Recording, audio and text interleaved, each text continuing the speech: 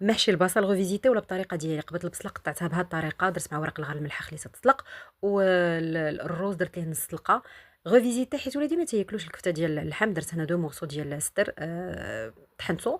أما بالنسبة للحشوة كناخدو مطيشة كنحيدو لها لابو ديالها كنقطعوها رقيقة، بصلة رقيقة، الروز اللي سلقنا، الكفتة، القزبر ومعدنوس.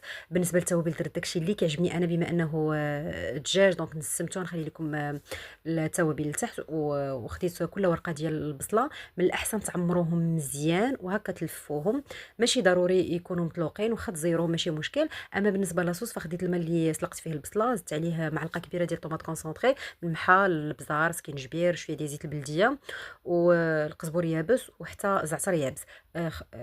زعتر مطحون بلوتو. هنا كتخوي عليها كديروا الورق، من الاحسن عندكم بابي الومنيوم حتى ديروه من الفوق، كتدخلوا الفران على درجه حراره 180 من الفوق والتحت بوندون 1 اور، وهذه هو النتيجة.